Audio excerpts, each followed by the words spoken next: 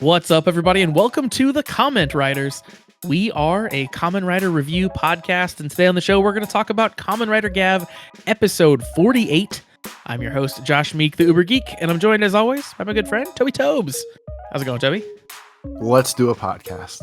Let's do a podcast. That's what we say every week. Let's do a podcast. And then suddenly a podcast comes out 9 months later. If we were a sports team, like that would be like our hands in kind of thing. Like, One, two, three, let's do a podcast. Yeah. That'd be good. We should come up with sanctioned comment writer cheers that we can do. You know, like alligator, eat 'em up, but like themed for the comment writers. Do you have ideas? I know this is the wild intro where we just spitball. Yeah. But like, I have no good easy jokes. I have no good easy comparisons for that. Like you have to come in hot with one now.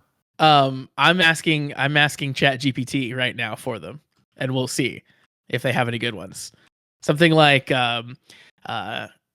here we go, riders. Here we go. Clap, clap. That one's so basic. Come on. We're starting off basic. Here's one that the AI has come up with. It's clap, clap, clap, stomp, stomp, clap. Clap, clap. That's the beat, I guess. So it's mask on, boots tight, Kamen Rider, fight, fight, fight. That was not bad. Yeah. Riders roll, riders rise, justice burning in their eyes. That one's better. 2, 4, 6, S. Who do we anthropress? Gav, go, Gav. That's very good. That one's just like the only like cheer I know, and I was trying to like think of like how to tie it to the season, and then I was like, what the fuck rhymes with anthropress? And nothing really, other than just like the S's at the end. So that's how we got there. How about you're gonna get your fucking head rider kicked in. We're going wrestling now. Did you guys ever do like when you were in high school or college? Like I was checked out of the sports cheerverse by college because I didn't keep doing band. But in high school, like I think you said you were in band as well, like me. Yeah. Like a nerd. So did your band have like do all the cheers and shit at the football games and everything? Like the band itself, did you guys do like chants and stuff? No. Like we mostly just played songs. Like the pep band would play songs, and then the cheerleaders would do cheers, and those were mostly separate things. Like the cheerleaders would wave their pom poms a little bit while we were playing, and then we would try to not look bored while they were cheering. But for the most part, they were completely separate. Was your school like? If I'm gonna use like the two markers as like city or country, which one was your school more? Oh, like is it a rural high school versus an urban high school? Yeah. Is that what you're pretty country, yeah. So like it was around 1,000 kids total for the whole high school. So all 4 grades. My graduating class was like somewhere around 250. Okay, because like I would say mine was more like city hood like college or high school. So like when we used to get rowdy in the stands, like we always did like the bad cheers and say like like add little flourishes. But like the one cheer I always remember is like somehow one of the chants that we always would do was the ref beats his wife. And we just like chant it as loud as shit over and over and over. And that seems like hyper aggressive to me now as an adult. It does. That's pretty crazy. that one was always a classic for some reason. And then the other good one that I still try to bring into life today. And no one gets what I'm doing when I do it. So I feel like no one ever heard it in high school around here, which is fine. But like, like in the song like Sweet Caroline, it's like Sweet Caroline. Yep. Have you ever filled in the horn noises with words? I usually just go bop bop bop bop bop bop. Because there's definitely a version that again I learned it either in high school or like bar karaoke in my 20s or something. Okay. A lot of people like doing "fuck that slut" to the horn Oh, hits. I've never heard that before. What? Who are we directing that to? I guess Sweet Caroline. I guess Oh, someone. I okay. guess someone felt the way about her at some point, and then That's like amazing. they would yell that, and that lives like rent free in my head, and I can't not hear the song and not want to fill that in my brain. And I feel like none of my bar friends now get it. Yeah, And I've never heard it. I've said it around other people who are way more refined than the people I hang out with, and they don't know that version either. And Yeah, I think, yeah. So I feel like if you had like pinned me down and said, come up with what words we're putting into those three beats, like, and it's kind of dirty, I not in a million years would I have come up with that. Like, I would have come up with lots of other options, but I would never have gotten there. It was very funny. this is what I did in high school. This is the shit I learned. I don't That one remember must be classes, but that one must be pretty localized. Then maybe that was just a thing that your school did. it might have been. That reminds me of it's like completely different level. That reminds me of the extra like call and response stuff that people add to Rudolph the Red-Nosed Reindeer. You know, like had a very shiny nose like a light bulb. You know that version. That's what it reminds me of, but like way worse, like, obviously. Yeah, this is like when we were all 6. We enjoyed doing the call and chance nose. And we're like, let's make it worse when we get older. That's amazing. No, the main thing that my pet band did during games, we would play the impression that I get, but we would play it at like 400x speed for some reason. And that was a tradition passed down through the band members. So like when I joined the band, they were already playing it at like 400x speed. And like that was the thing that the seniors told us, like, you guys got to keep playing it and you got to keep playing it this fast. And I have no idea why, but now whenever I hear that song, the actual song, I'm like, man, they could really pick this up a little bit. It's gonna be so much faster. I don't know what we're doing. Our best stolen constant song was, I forget what Mace song it was, but we definitely, like, all the senior guys always played Mace during like football games, and that was like the haha, this is a fun thing to do. And I don't know where that one came from, but I guess that's our impression that we got. I guess so. Yeah. Yeah, that was definitely like our signature song for sure. And I think it really only started that way because I think the crew of band members who came up like right before I was joining the band, I think they were just big ska fans. So I think it was like when they were in junior high or whatever they were, like juniors or seniors, I think they like got control over the music that was getting purchased and just decided to buy a bunch of ska songs. And that's what happened. Which, you know, honestly, that's reasonable as a junior in high school. That's a good use of your power.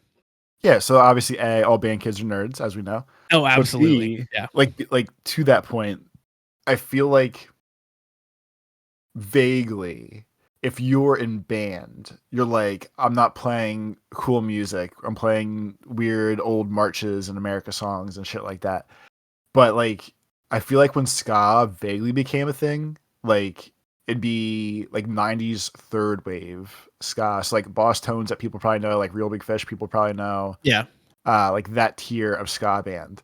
I feel like when you're in high school band, you're like, wow, you can actually do cool things with music. That's awesome. And like that's like the instant. Like I think I got into ska music before I got into pop punk music, because ska was banned. But I was like, wow, it's like fast, fun guitars and crazy horns, and not me just doing like scales up and down. So I think like that was my actual like foray into not the shit that was on the radio at that time. Yeah, it was eye opening. Like, yeah, because I was into punk music, like kind of as I was going into high school band and stuff. So like I was into that sort of scene before, but I wasn't into ska. But then yeah, starting to play the saxophone in my case. And then like learning about ska because people in the band that I was joining were into ska and stuff. It was very eye opening to be like, oh, like these instruments can be cool. Like these people can do cool stuff and, like you said, do more than just scales, and like they can do this like weird, crazy punk thing with these instruments. And I have to imagine that like Real Big Fish and the Boss Tones had to have like been such incredible recruiting tools for high school bands in that era, right? Like how many people joined the band or stayed in the band because they got into ska? It has to be a huge number.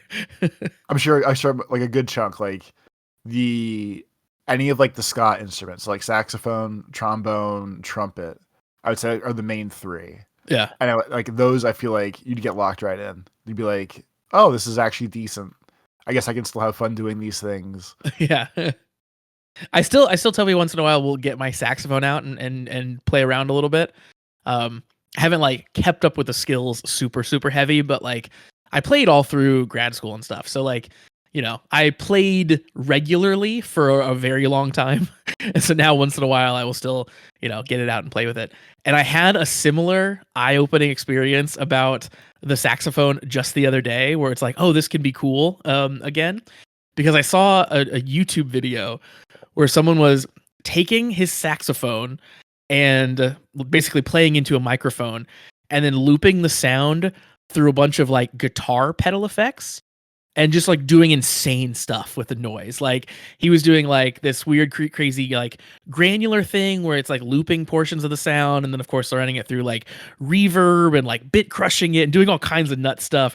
And it comes out the other end sounding nothing like a saxophone sound, but sounding like this like weird sort of like atmospheric like synth sound instead. And I was like, oh my God, I have to try that. So I'm in the process of getting some of that chain set up to do the same thing. But that was a similar experience to like music or this instrument can be cool. It was like, oh, you can do so much more with sound than I was really thinking that you could do in terms of, you know, sound from a saxophone. You're going back down the rabbit hole. 20 years later, going back down the rabbit hole. Yeah, getting back in. It is fun when you have a kid too to get out your old instrument and let them like blow on it for a bit and see if they can make any noise and stuff like that, and then have them be like amazed when you can. That's a fun little party trick when you have a kid. And you're even like, no, you idiot, you don't. Well, especially like with your fancy saxophone over there. I guess like try like trumpet or brass stuff too. Like none of like no instrument music motion. It's just like blowing air out, even though like all of them effectively like need air out of your mouth to be blown out. It's all like weird like variations on dumb shit. So even like being vaguely okay at trumpet at best. Like my buddy played saxophone and he's like, hey, I don't care if you try. And I just get like the like almost like the duck noise because I don't know what the fuck to do. And it's like, when I know how to play a trumpet, should be the close enough to the same thing. I don't know why this isn't working. And then the tubas will let me mess with the tubas sometimes because those are fun. You're like, bah, bah, bah. And for whatever reason, when I would blow into a tuba, it would feel like my eyes were vibrating. And I have no idea how the fuck people play that all the time. Like, Yeah. I literally felt like my eyes were like shaking in my head. Anytime I've ever played tuba, I also had the same experience of just like, feels like your whole face is vibrating off. Yeah. Just like my lips are flapping in the wind when I'm playing this thing. Yeah, I will say you brass people had it way worse, like in the learning what to make your mouth do. Because like with the saxophone and like a woodwind instrument, it is mostly just blowing air. You have to like control your cheeks. That's the thing everyone does, is puff their cheeks out. So you have to figure out how to control your cheeks and not have them puff out. But then once you do that, it's kind of mostly just blowing air. You have to hold your mouth a certain way, but you're just blowing air straight. But then brass instruments, if you guys are out there listening and never played a brass instrument, you have to like buzz your lips to make the sound. You have to like make this weird, crazy, unnatural feeling buzzing noise, which is harder to learn, I think, as a beginner. But maybe it gets easier as you go. But like certainly it's a hard thing to teach. It seems like. I was never good. That's all I know. And you know like, what? I think I told you before. Like I still think my trumpet is lost in my high school somewhere. I hope somehow I lost it before I graduated, and we just sit in band. And I'm hoping like I actually like lost it somewhere, and like it's just like buried under stairs they rebuilt or something. And it's just there forever. I hope so. Yeah, I hope. Well, I hope that, or I hope someone found it and then like has had a budding trumpet career. You know, like. Hey, if I hadn't have found this trumpet in high school and taken it home with me and stolen it, I would have never, played on this jazz record or something. either it's buried upstairs. Yeah. Oh, this trumpet in the corner. Yeah, this is like garbage. Basically, it's just been sitting here. We don't know whose it is. It's kind of like it's kind of like the joke of the band room at this point. It just sits here, and then this poor kid was like, "Hey, like I'd really love to play an instrument. I can't afford one. They're like, here, take the garbage trumpet. What the fuck do we care? Yeah. And he turned into, and now he's Louis Armstrong. Imagine like someone's like holding your trumpet on like VH1 behind the music and like caressing it and being like, yeah, I know it's not worth anything, but I still keep it around because it means so much to me. And he's like sitting in front of his like platinum records. That'd be amazing. I think the only thing better is if you find out years later that your discarded trumpet was like used in a crime or something. Like someone took it and like bludgeoned someone with it or something. Like that would also be a crazy story. That seems fitting. I'm sure I'm sure like screwing around, we've all hit each other with our instruments. Yeah. So like if someone like murdered someone else with my trumpet and I got called into the scene of like, hey, we found your DNA on this, I'd be like, holy shit, you found my trumpet? And then I'd ask to talk to a lawyer. But I would at least confirm it was my trumpet because I'd be too excited to hide it. I appreciate that you would confirm it's yours before lawyering up. That's good. Yeah. Or just because, I mean, if they have my DNA on it, I mean, it's too late at that point. Like, at that point, I think it's cut and dry. Yeah. Yeah. I think you're just going to jail. I'm at least adjacent to the situation. Speaking of bludgeoning people, Toby, I've been getting into Street Fighter lately, which is also sometimes involves bludgeoning. Hey, cool! Another nightmare rabbit hole to go down. Yep, it is. And I've been learning to play on a leverless controller, like a hitbox. Do you know what that is? I've heard the words. I don't know what it means. Please explain. Okay, so it's like an arcade stick, and then instead of a joystick, it has buttons for up, down, left, and right. So your left hand controls the movement buttons, kind of like you would on like WASD on a keyboard, except the up button is usually on your thumb, where like either thumb can hit it, and then the like punches and kicks are on your right hand in kind of a normal arcade stick arrangement. So the big difference is that you don't have a joystick, you have buttons. Why would anyone do this? So you would do it because it makes the inputs easier, certain inputs easier. So like a lot of Street Fighter is like quarter circle forward, quarter circle back, half circle, and all those things are much easier on buttons than they are on a joystick. I'm looking at a picture of one of these. It seems like a nightmare. It is a nightmare. Yeah, if you haven't seen one out there in podcast land, just Google hitbox or leverless, and you can see this. And it looks as if someone dropped arcade buttons and they just decided this is a fine arrangement, and that's what they go with. Yeah. It's been fun, but it is very brain breaking. Like sometimes you can kind of lock in and it can be like, second nature. And then other times it's like your brain just goes haywire and you don't know what button you're pressing and what's happening. And it's just crazy. What Street Fighter are you playing? I'm playing Street Fighter 6 is what I'm playing. And I started because I was going to play, I still am, but I was thinking like, okay, I have loved Street Fighter in my life. And I've been a scrub at Street Fighter for all my life too. Like I played Street Fighter 2 a ton when I was a kid, but never really like had people to play against for the most part. So it was just like running through arcade mode over and over again. And I've dabbled in every Street Fighter as they've come out, but I've never really like tried to get good. And I've mostly only ever played like Ryu, like the main character. So I was like, okay, Street Fighter 6 has this modern control scheme, which is basically it's adapted for controllers. So instead of having to put in the really complicated inputs that Street Fighter is known for, they just give you a special button and then you press like up, down, left, or right and the special button to do all of the special moves for the character. So all the movement all the inputs are a lot easier, but then the trade-off is you do a little bit less damage. So like supposedly, like there are pro players that still play on modern, and it's like a very viable way to like learn the game and play the game. And then you get to focus more on like more about like the mechanics of the game than just like the input and getting good at that in the game. So I started playing modern control Zangief because he's the big wrestler guy. But then in getting into that, then I got curious about the hitbox, and then I went down the whole rabbit hole of getting a hitbox and learning that on classic controls and all this nightmare. But that's where it started. Was like, oh, I'm gonna do easy mode Street Fighter, and then the opposite happened. Is 5 or 6 the one that has the challenges in it, where you can do like Diego's 16 block super parry finish?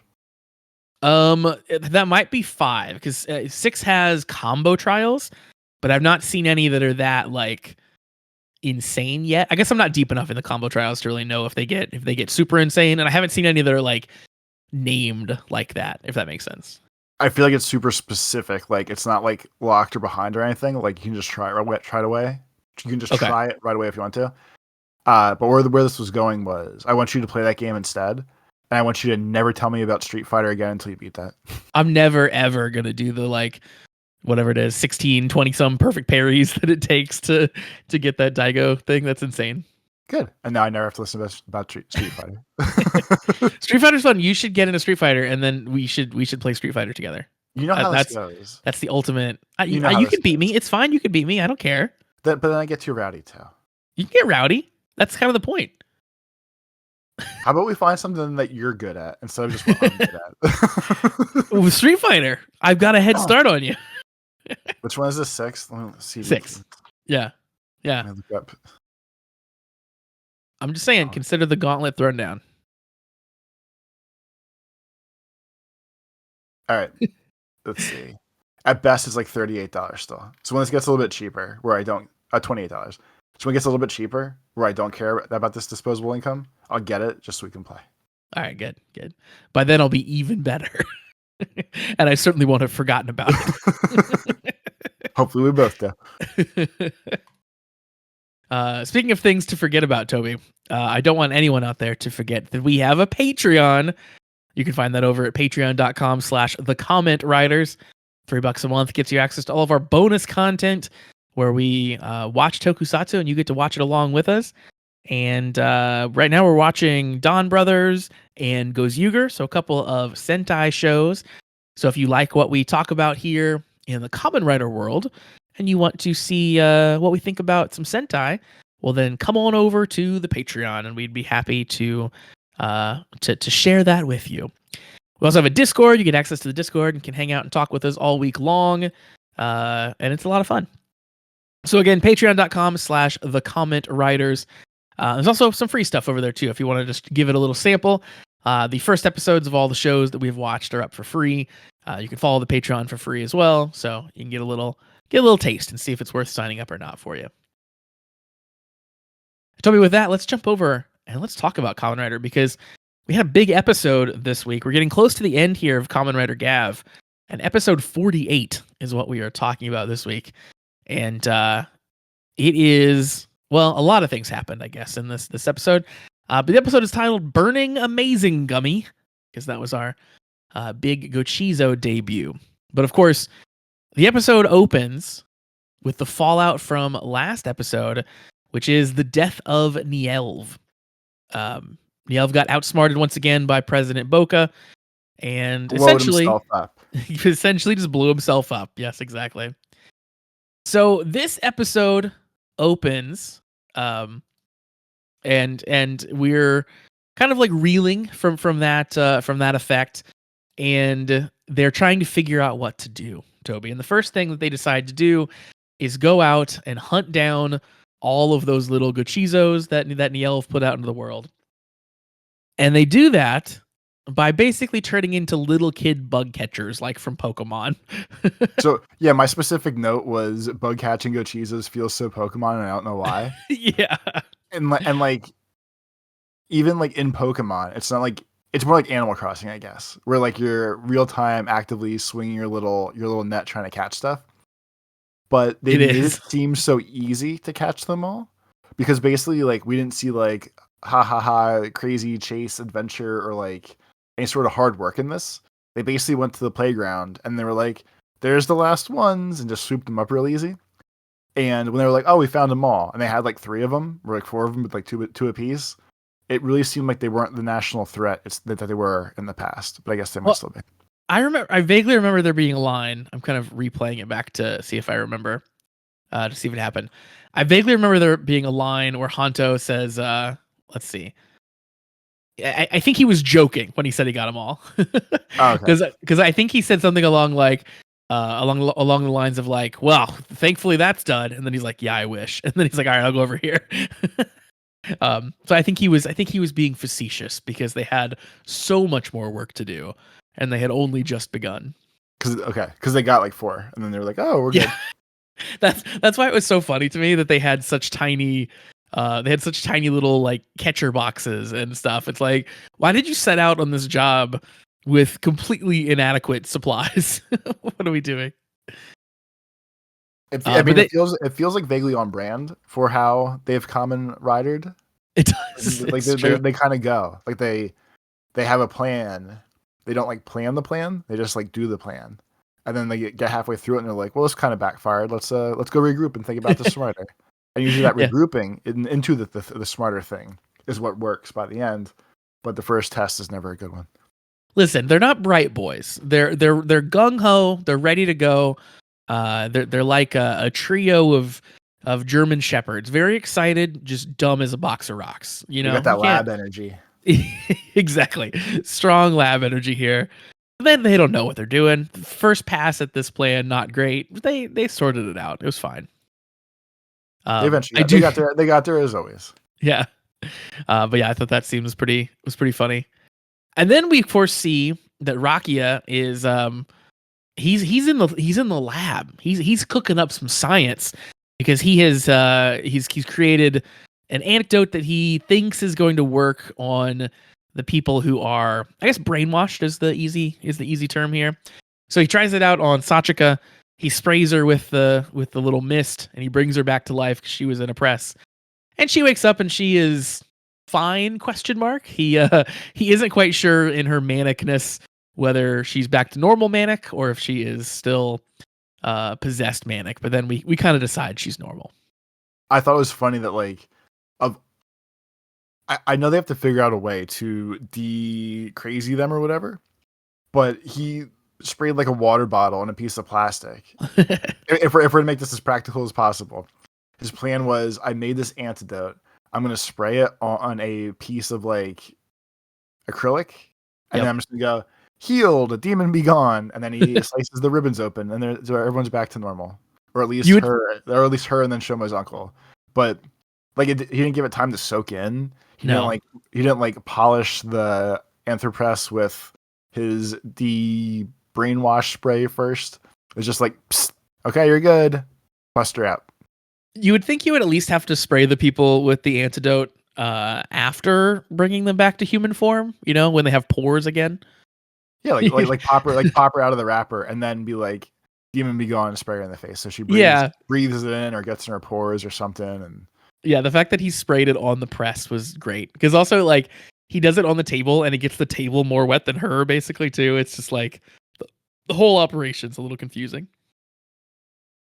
But he brings her back. We also go through a little bit of like I'll say like Rakia shame again, because he's like he has to tell her like, oh, it was me that had to, you know, put you in the press because it was the only thing I could do. It was, you know, to keep you safe. So that's a recurring theme I think for Rakia, is like shame over his grunootness. Yeah, whenever he has to use any part of himself, he's like, I'm a freaking piece of shit again. Yeah. But yeah, to those two's friendship, the Rakia Sachika friendship, relationship, whatever we're gonna call it. Like, it's funny because he basically like it was basically like a wink at the camera of, is she her or is she possessed? Who can really say? And it's like a weird smirk, and she like almost does like the headbutt thing again. Yeah. And she gets in his face and she's like, what are you talking about? I'm fine. And it's just like the fun, goofy, like, ha ha ha, like, don't be stupid, you know, on me kind of deal. Yep. Yeah, I thought that was, I'm usually not 100% a favor of like fourth wall breaks and shows all the time, but I thought that was a pretty fun fourth wall break. And then, yeah, she like grabs his face and was like, wait, hang on, what are you talking about?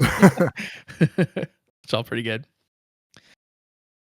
And then, of course, we cut over to the president, and that's really kind of the focal point of the episode here. The president is gearing up to, again, collect all of these people and run this like unprecedented campaign for making dark confections. He's planning to kind of use them to hook people on drugs to kind of sway this whole election that's coming up. But before he can really do too much of that, Shoma goes and meets Longo. And they have a cool little a cool little encounter. First of all, Longo like appears out of nowhere, like on the steps, like behind Shoma's back, and he's just like posing and staring off into the distance. Like Longo thinks he's very cool. You can tell. But then they kind of decide to strike a deal. I guess Shoma thought, hey, working with my former family worked so well with Nielv. Let me run this ploy back, and I'll talk to Longo. And it's kind of the same thing that he said with Nielv of like, hey, let's work together, and then you guys are out of the human realm. That's my condition. Here's the deal. I'll clean up your mess. You get the fuck away from me. Yeah, exactly. So they strike that deal, and of course, Shoma can pretty easily talk his friends into it because, hey, it worked out last time with Nielv. They pointed out that, hey, Nielv was actually telling the truth and wasn't trying to like backstab you or anything. So if you think we should trust Longo this time, hey, we'll follow you. So that's what they decide to do. And Longo's big plan is to kidnap Lascelles to lure out President Boca, whereupon the 3 Kamen Riders will attack him and hopefully kill him. Longo seems to be not involved in that plan enough for me. I feel like they all should have like equally attacked, but Longo kind of holds back once the Kamen Riders start fighting, which I found to be pretty funny. I mean, like at least by the end of it, like the whole little plan get together, or whatever, like it seems like Longo knows he's weaker than all of them at this point. Whether it's from the big beatdown where we thought he died, or just he's always been weaker and just got lucky all the way in the beginning of the show when Shoma was a baby. But like it seemed like his whole plan was really just they tank all the hits, and I'm gonna do like an Assassin's Creed hidden blade when the opportunity strikes. Like that was his. I think that was his like specific plan of this is the only way this is gonna work. Yeah, I think you're exactly right. So of course this is the ultimate fight with President Boca here. So because of that, in true like Final Fantasy fashion, Boca finally gets to reveal his true power, and we get to see his full Granute form. So no longer in the regular suit with just the crazy head. He henshins sort of like he reveals his real self. He's got like gold bucklers on his hands, and he's got gold boots around his legs. He has Hulk hands. He essentially has Hulk hands. Yeah, like he claps his hands together, and his hands do most of like the henching or upgrade, and he gets like big bulky Hulk hands. How did you feel about the whole ensemble? I mean, he looks sharper than he did. He has a little like if he was like the king of the area and not like the president of the stomach verse, I guess we'll call it. I feel like it looks more regal than like a president's outfit would. I agree. But I mean, he's looked super presidential the whole time, so I guess there's not really much you can add to the costume, but put like flourishes of colors or whatever. And considering he's rocking like all white and blue, basically, I feel like gold is the best highlight color to be like, look, I stick out now. Yeah. I will say I think Hulk hands is like spot on, and that's like the one thing I don't love about this outfit, because if you look at him at first glance, it's like, oh, that's pretty cool looking. And then you watch a little bit more and you realize, oh, they're literally Hulk hands because he can't move his fingers, and then they're longer than his regular arms. So it's very clear it is the suit actor's hands going into this thing and gripping something inside that is shorter than the rest of the hand, if that makes sense. So you see it in motion and you're like, oh, like that doesn't really quite look how I wanted it to look. He's just there to punch some shit.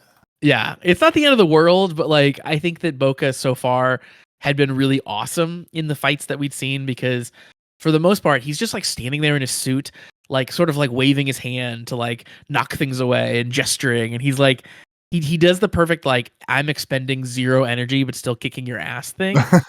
So here where he actually like fights a little bit more, makes sense that they did that level up. It's just, it didn't quite look exactly how I wanted it to, unfortunately. And I kind of prefer the suit version, I think, but this isn't bad. It's just not as cool, I don't think, as the suit guy.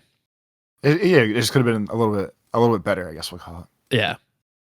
And then of course the fight is insane because this is his ultimate powered up form. We get to see him do his thing again where he commands them all to bow down, and instantly they all sort of like hit the ground, which is a very cool visual effect. It was. And I thought it felt good that like, because I think it must have been last week when we were saying like, oh, we weren't sure if it was like mind control of Shoma or like how he did his thing. Yep.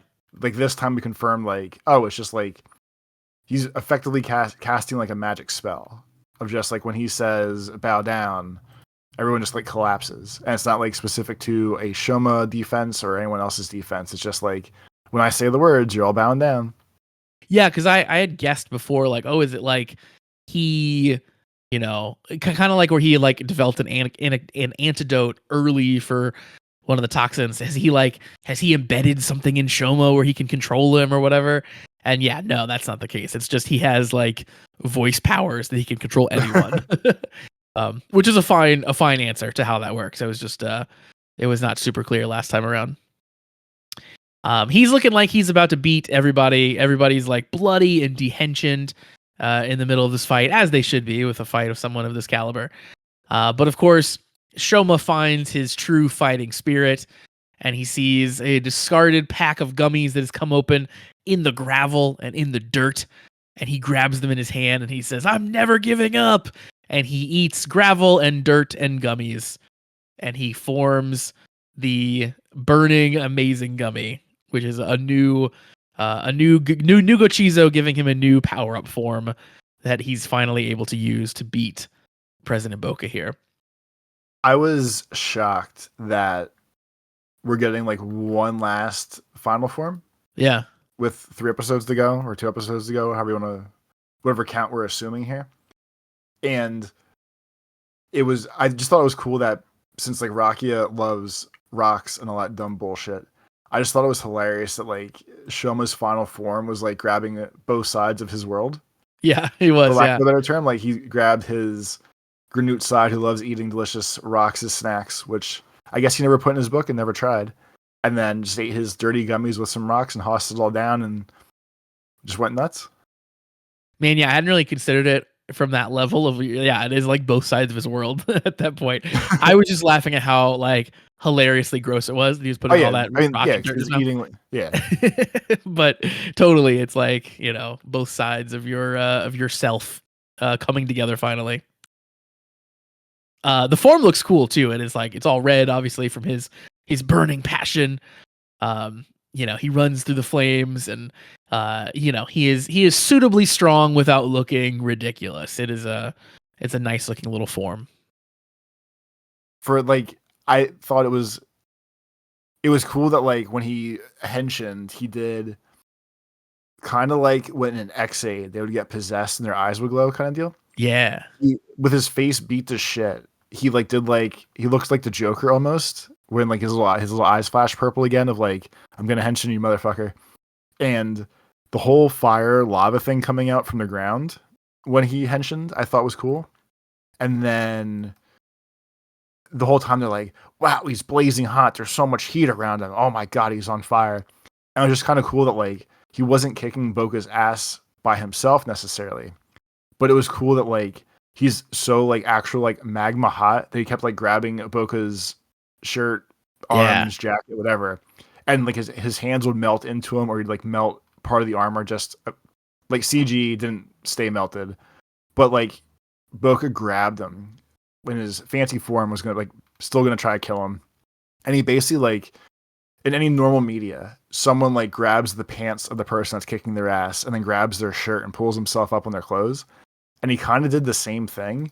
But instead of like grabbing clothes, he basically like melted his hand into his leg and then melted his hand into his chest and like pulled himself up through melting him. Yeah. It looked so sick. Yeah, that was such a cool flipping that trope on its head thing. Yeah, because he just melts him all the way up. That was so sweet. Yeah, that was really neat. Like he was still like Boca was still stronger than him. It was just, the heat is what he was using to sort of like plink away at the armor, which was very cool. And then they explain very well why the bow down stuff didn't work for him, because his voice has to travel over to the person he's trying to control, and he was so hot that it like altered the sound waves before it got to him. And it's like that is the goofiest explanation, but it works perfectly. Like that's awesome. Say no more. Yeah, yeah, legit. It's like it's dumb as shit, but I guess the logistics are there. Like it makes sense. Yeah. It's like it's so good for like this world. Like it's one of those comic book style explanations that like wouldn't work IRL, but like works in that world so well. And then of course, as part of the big finish, we do get to see Longo come back in and like stab him in the back, essentially, which is also awesome. Shoma's like, melting him from the front, comes in with one big kick, and then like the last thing, out of nowhere, Longo comes in and just runs him through with his giant sword. And then there's the big final finish after that, and all the riders do their kick and giant explosion. As it's supposed to be. Yeah. Now, were you surprised that Boca died here in episode 48? Well, once whoever, once Shoma got like superpower mode, it kind of made sense that this was the end of Boca, just because there was a part back in the beginning-ish where Jeeb was still talking to his dead sister and like still plotting. So I kind of assumed that Jeeb would be like the final whatever, or like Jeeb / the daughter would do something crazy or some dumb shit like that. I guess what I vaguely didn't expect was for Longo to just be like, you guys are fucking dumb. Like, I'm just going to do the same thing he was trying to do. I just kind of walked away as the ending. Like that for the show that I've given credit to for basically everything, all 48 episodes or 47 until today. And me saying like, I'm pretty sure they're going to end the show on a very workable, decent show ending kind of deal. Mm-hmm. This is the dumbest, like, Hail Mary last minute swerve just to have a final boss next week or the week after for like really no reason. Like, of all plots, him just going, no, I'm doing the same thing, but thanks for killing him. Like, that just seems dumb and easy outy to me. I went back and forth on this because that was my initial thought too, was like when Longo's like, he's like, humans, time to start shipping, and like basically he reneges on his deal with Shoma that they had set up. Completely goes back on it. You see at the very end. When that first happened, I was like, yeah, that's like a bummer, right? Like it doesn't, like, I didn't like that Longo did it. And then it's like, oh, well, now we just have to fight Longo, even though it felt like we'd already made some like progress with him, right? Like with Shoma, it's all about like relationships and stuff. And it seemed like we had this like weird, very uneasy understanding with Longo that I thought was a cool place to be with him. And for him to just turn like, mustache twirling bad guy again was kind of a bummer. But then you think about it and you're like, I don't know, this is Longo.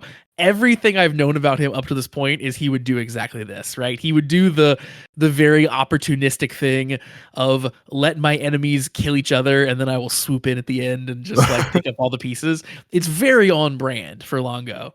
But yeah, I was a little disappointed at first too. But we'll see. We'll see what they do with him, because like you said, we have to resolve Longo now in some sort of a fight that you assume is like the final battle. But we also have to like tie up this whole Jeeb and Lascelles thing, because like you said, he was talking to his sister who's not there again today. At one point in this episode, Boca was telling Lascelles like, well, we can just discard Jeeb now. We don't need that weakling anymore. And she kind of defends him. She was like, whoa. I like having him around. It's fun when he's sad. Yeah, I was going to say, like, defending him. Defending's the wrong word, but like, it's doing a lot of heavy lifting. Because it was basically like, more so like, this is my favorite toy. I don't care that the batteries don't go in anymore and it's missing an arm. Yes. I still want to keep my shitty toy. That's true. It was very much more that. But it's interesting because like Lascelles has like seen a different side of Jeeb in the last episode or two. So I could see her having a change of heart at the end here. Like her dad's dead and like Jeeb is kind of all she has left now, even though she doesn't like respect him.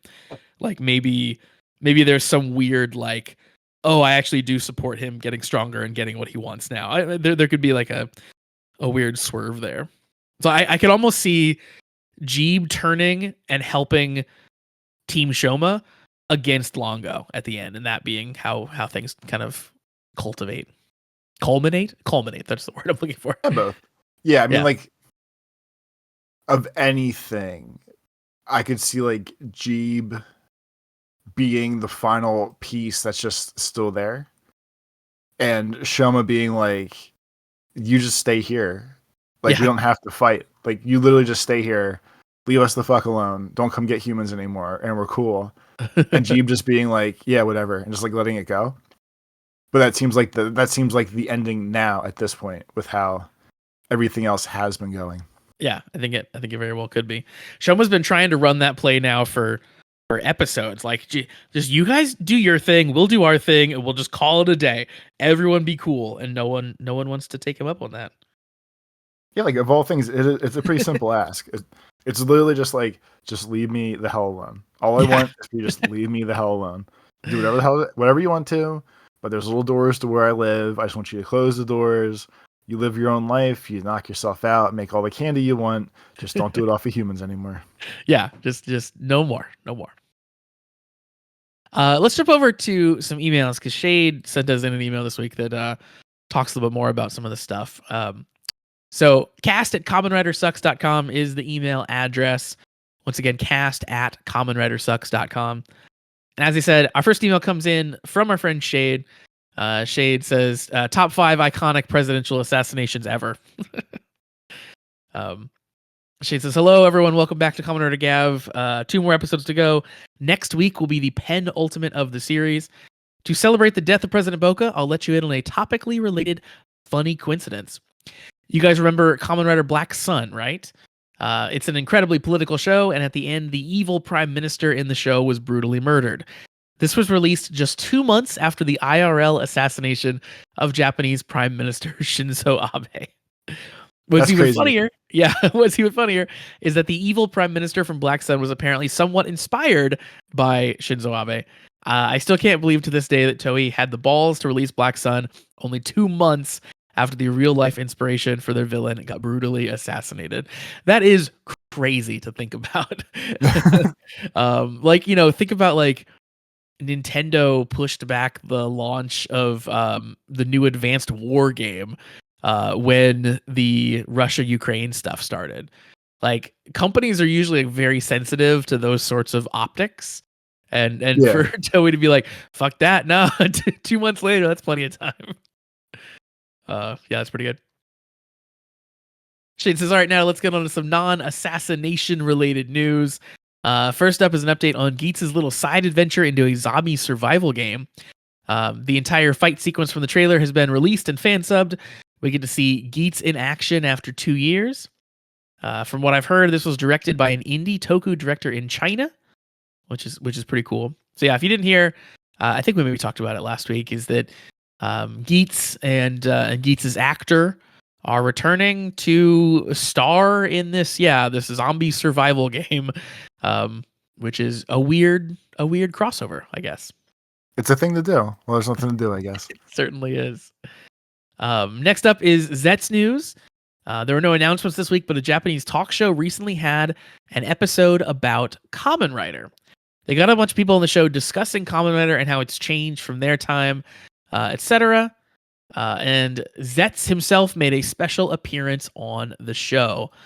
I'm going to send you a picture of what the set looks like for the show because it's the most Japanese thing ever. Like, it is insanely busy, color everywhere. The walls are just like nonstop covered. It looks like Sachika's house with more shit on the walls. Yes, exactly. So apparently they did like their history of Kamen Rider, and then at the end, Zetz shows up. They do a little fight scene where Zetz is fighting some Shocker members, and it's just like, it's a cutesy little fun fight scene. And they actually bring back one of the actors from Kamen Rider 01 as well, to join the bad guys in the fight. And then Shade it gives us some tidbits from the producer's blog. So here's where we're getting into some of the behind the scenes for the episode today. First up, they talk about or Shade talks about the bug catching scene, and Everyone's favorite moment. Yep, and also points out that it's a children's activity. So Honto being very serious, holding his bug catching net, is a very funny picture. And the blog also jokes about Longo targeting Lizelle and taking her hostage. Quote, the former president of a major confectionery company kidnapped the president's daughter. If this story were to become public, it would surely dominate the news in the Granute world. Yeah, when you break it down like that, that is pretty funny. Boka's true form, they say, quote, his full body Granute form was designed from the beginning, just like the giant Cthulhu that he's based on. His body has a sense of volume. His golden armor-like limbs exude a sense of strength, while also exuding a noble aura. So strong and presidential. Apparently, the action scenes for this episode were shot over 2 days at a location that allowed explosions. So multi-day filming, which honestly is not what I would have expected that they do. I would have expected it's like 1 day on location and then that's it. Oh yeah, pretty much. The blog also pointed out how difficult it was for Boka's suit actor to do choreography against 4 other people while wearing the heavy Boka suit and having everything around him explode. Yeah, I bet that's probably pretty hard. And then in this episode, we also see the debut of Kamen Rider Gavv Amazing Gummy form, the Red Gavv form. Amazing Gummy is a Gochizo born from Shoma's indomitable fighting spirit and is only capable of being born in extreme conditions like this one. So don't be expecting Shoma to replace this as his final form. The red color of an Amazing Gummy came from Shoma's blood and the handful of dirt he ate, I reckon, Shade says. Yeah, which is why they applied more blood makeup on the Shoma's face. Quote, this form wasn't originally planned to appear in the show, but was created to create a special feeling that Gavv has surpassed Boka's power. The red represents burning fighting spirit, and rather than transforming with a new candy, it is a form that reflects Shoma's feelings.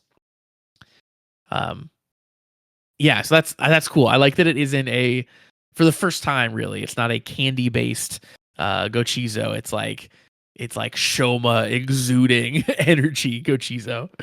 I guess that's fair. It does seem then to the opposite point of that. Then it seems weird to me to drop this final form just for presumably one moment, one episode, and then like not address this ever again or not see this ever again. Yeah, it'll be interesting to see what they do in the last episode. Like if we get another look at this form one more time or not. Because Jeeb's not going to magically be stronger than Shoma all of a sudden. So we don't need like super crazy form for him. And all 3 of the riders now are all super strong. They'll have their final forms. It just doesn't seem like we need it, I guess. Like, he needed it, but we don't need it. So I guess we're just gonna like one and done, or like I guess what to say. I mean, so far, like they've painted Boka, unless like something happens. We've seen Longo fight before, and he's tough, but he's no Boka, right? Like Shoma has beaten him before without having to go like full on fighting spirit. turn. Yeah, he murdered him, like quote unquote murdered him like 30 episodes ago, and that was way before tons of things at this point. Yep. So this very well could be the last time we see like, I'm going all out just this once, which would be, I think, appropriate on Boka because he's definitely the most powerful thing we've seen so far. I don't know. I kind of like that. I'm just like, it's not it shows that I went all out, and like that's a cool form and a cool explanation for why that we don't just use that form every time.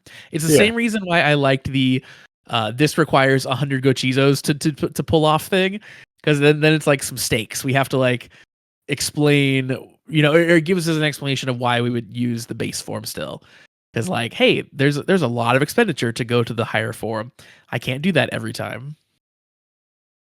Yeah, I mean, if basically if we're gonna say like his blood and his beating is what caused this, I guess we can just make it like he just won't get his ass kicked real bad again, and then we don't need it.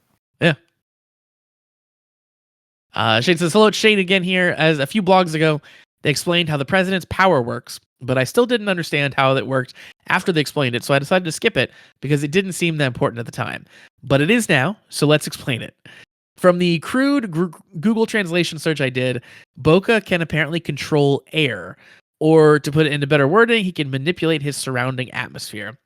The reason why Shoma was unaffected by Boca's power is because Amazing Gummy's heat ability burns away the air around Boca before the ability can touch him. So yeah, pretty much what we were explaining there from the show. I think the form is super interesting because Shoma often creates gochizos based on his emotions, right? Usually they all come from his happiness while he eats delicious food and shares them with people he loves. But Amazing Gummy in particular came from the literal heat of the moment, and I think that's super sick. Shade says. There you go. That works. To end off, here's something funny. In less than an hour after it debuted, they announced a SH Figuarts of Amazing Gummy already before Over and Master Gav got their respective SH Figuarts announced. So I guess they're really banking on people really wanting the Amazing Gummy form. Have you ever looked into those action figures specifically? No. I do. I do so many other stupid things that I never want to go down that path. So I would love to go down that path more often, but they are insanely expensive. Like we're talking like $80, $120 for like a single action figure sometimes, depending on how kind of complex they are. Yeah. It is crazy. Because obviously you're importing them all, which is going to be an increased cost, but then they are just super detailed and super expensive on their own. It's kind of in the same vein of collectors who like collect all the wrestling belts of like, hey, those are really cool, but I don't know how you just justify spending like hundreds and hundreds of dollars over and over again on these things. Shane says for me, that'll be it for the blog. Now that Gav is ending very soon, what are some of your thoughts on the show before we get to the finale? What are your predictions for the finale, and what do you don't want out of the finale? I think we've touched on some of those questions so far, but Shade says, for me, if I had to judge the show before the finale, Kamen Rider Gav is easily a 9 out of 10. Gav is probably the best Reiwa era Kamen Rider so far. I love how grounded and personal the show feels. Coming into the show, I was expecting the characters to develop a deep personal relationship between each other, because I'm familiar with the writer's other works. And writer Junko Kimura not only delivered what I expected, she proved that she has mastered her craft in writing character relationships. She has not only made me care about Shoma as a character, but she has made me care about what Shoma cares about. The more I think about it, the more I am in awe at how well written, well acted, and just how well made this show about a guy with candy powers can be. This is my only thoughts pre-finale, by the way. This is only my thoughts pre-finale, by the way. This is the lowest the score will go. If they nail the finale, this could possibly be a 10 out of 10 Kamen Rider series. We'll have to wait and see. Until then. Yeah, I think I pretty much agree with Shade here. This has been, I think we've been very lucky in that since we started doing the show, we've had 3 pretty great series. Like I think we've pretty much enjoyed them throughout as we've been watching. But I think that now that we're at the end of this one, I think it's safe to say this is like easily my favorite of the 3 that we've watched together for the show. Yeah, like I feel like each year of our 3 main seasons, like each show gets better than the last, and this one's like the best out of the 3 for sure. Yeah. But then like when I think back on the other 2, I think about like I can remember the actual low points where I was like, the show's fucking boring, or like these were bad episodes, blah blah blah. Yeah, and I don't really remember Gav doing that. I know. Like it's just like kind of over, and it goes back to my favorite point from the beginning of this. After you told me, this was the season they didn't adjust as they went. They just wrote the show and then they did the show, and shockingly, not constantly changing your plans and rewriting the show as it goes. Seems like it worked out way better than trying to adjust for when people complain and having like season 7 of Gotchard by the end of the year because we hard reset a couple times and we had the bad guys have a New Year's Eve special going, no, but it's a new year, wink wink. Here's what's happening. That's definitely gonna be different though. Like we didn't do any of that dumb shit. Like it was just a show all the way through. And to the points of like what we want out of the ending, I think like we explained it pretty good last week. The only thing I don't want is, I guess, what happened today of Longo being like, haha, same plot, let's keep going. Because that was my complaint about the end of X-Aid, where like Kronos was like, oh, we defeated Kronos. And he's like, no, but I'm bigger now. And we're going to rewind time and do this all over again. And this is kind of the same thing, just with a different character. But it's like the same plot. Like the villain has a new face, but the villain plan is the same exact thing. And then like Shoma got swerved twice. And I feel like it's goofy to end the episode on, oh yeah, I'm still gonna do that same plan. Thanks for the help though. And just being like, okay, everyone back in the Anthropress lines. We'll see you soon. Yeah. I agree. Yeah, I think I'm on the same page as you. I think, thinking back about Gotchard specifically, I have very, very high feelings about it. I really enjoyed a lot of the character interactions, and a lot of individual moments were like really, really high for me on that show. But like you said, it also had a lot of low points. There were points where we would like be talking pretty hard mess about the show on this podcast. I'm just like, wishing they did things differently, or like, very confused about the direction they're taking, or like why they're resetting stuff like they did so often. Overall, I think it worked out. Still was a good show overall, but there were definitely low points. And yeah, like I'm thinking back through the episodes of gavv, and there's like not a single one I can think of that I like disliked. I can't really think of any. I'm sure there was somewhere along the way that I wasn't super into it, but like for the most part, this has been a show that like has been so consistent, has had a plan from the beginning to the end, and like has very, very smoothly ramped things up, and like fleshed out these characters, made me like them, made them like each other, made it all very believable. It's been really, really impressive that they've kind of like you said, had that through line throughout the whole thing. That's been so consistent. It'll be interesting. It'll be interesting to see. Go ahead. Sorry. Oh no, like the show just worked. Like no matter what, like doing the number ranking feels weird because I don't know if I know what number to put to it. But like, just saying, like to me, like the show was just a full show. It was just like a constant, consistent, full television show, and like I feel like that's better than putting a number on it, because there was no downtimes, like you said. There's no real complaints. It was just like, hey, I watched this shit for a year. It's about to end. I'm going to be sad when it's over, and I have like no sour memories of any of it. And I feel like that's like a generic but solid compliment of like, yeah, like you guys crushed it. Like you entertained me for a solid year. I can't really like the best nitpickings I can do is just picking things to pick things and being like, oh, well, like hand wavy, like dumb TV show bullshit. Yeah. But like there's nothing like wrong with this season. Like there's actively like nothing wrong with this season.